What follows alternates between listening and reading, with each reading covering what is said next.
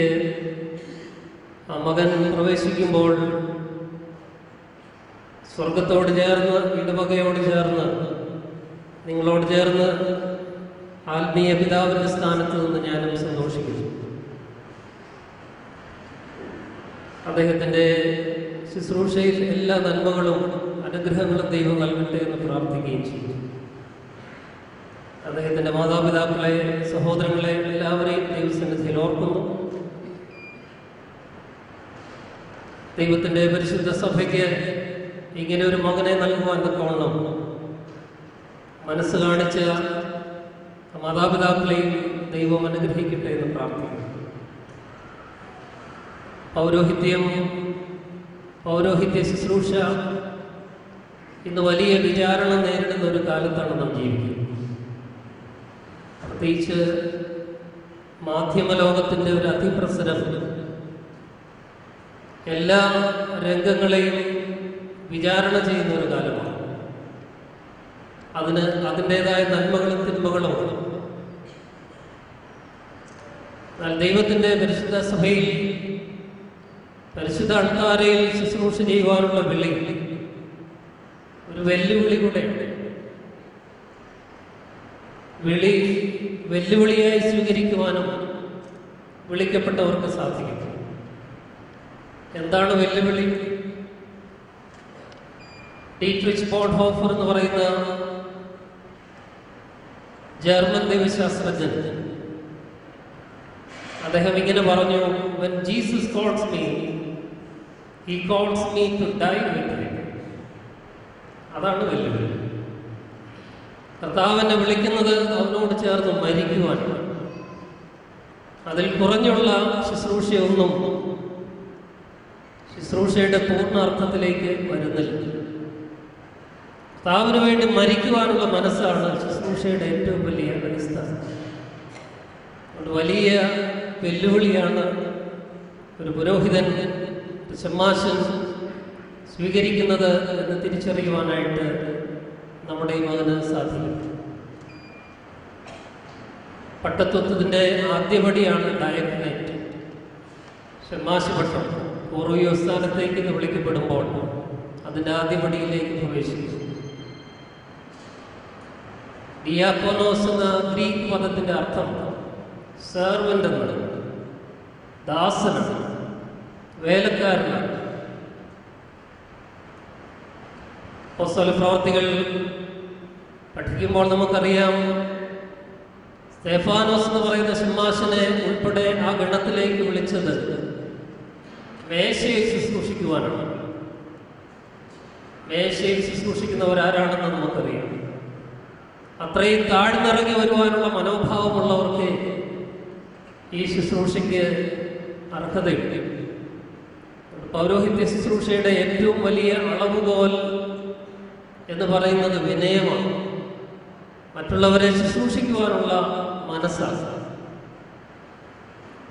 വിശുദ്ധ മർക്കോസിന്റെ സുവിശേഷം 10-ാം അധ്യായത്തിന്റെ 45-ാമത്തെ വാക്യം, The Son of Man has come not to be served, but to serve and to give his life a ransom for many. മനുഷ്യപുത്രൻ വന്നത് ശുശ്രൂഷിക്കപ്പെടുവാനല്ല, മറിച്ച് ശുശ്രൂഷിക്കുവാനും അനേകർക്ക് വേണ്ടി തൻ്റെ ജീവനെ മറുവിലയായി നൽകുവാനുമാണ്. ശുശ്രൂഷയുടെ അളവുകോൽ, അതിൻ്റെ പാരമ്യം നമ്മുടെ കർത്താവ് തന്നെ തൻ്റെ ശുശ്രൂഷയിൽ കൂടി വെളിവാക്കും. ഗുരുവായൂരുന്ന താൻ തൻ്റെ ശിഷ്യന്മാരുടെ കാലുകൾ കഴുകി എന്തുമാത്രം ഒരു പുരോഹിതൻ താഴണം എന്ന് കാണിച്ചു കൊടുത്തു. അരയിൽ തൂവാല കെട്ടുമ്പോൾ മറ്റുള്ളവർക്ക് മുമ്പിൽ തലകുനിക്കുവാനും ശുശ്രൂഷിക്കുവാനുമുള്ള മനസ്സിനെയാണ് വെളിവാക്കുന്നത്. ആ മനോഭാവം ഗീവർഗീസ് എന്ന കോർവയോയ്ക്ക് ലഭ്യമാവട്ടെ എന്ന് നമുക്ക് പ്രാർത്ഥിക്കാം. നമ്മുടെ ശുശ്രൂഷയിൽ, പാരമ്പര്യത്തിൽ, ആരാധനയിൽ അർത്ഥവത്തായ ഒത്തിരി കാര്യങ്ങളുണ്ട്. മദ്ബഹായിൽ ശുശ്രൂഷ ചെയ്യുന്ന എല്ലാവരും ശുശ്രൂഷ കുപ്പായം ധരിക്കും. ആ കുപ്പായത്തിൻ്റെ പേരിൽ അതിൻ്റെ അർത്ഥമടങ്ങിയിട്ടുണ്ട്. ശുശ്രൂഷ കുപ്പായമാണ്. പിന്നീട്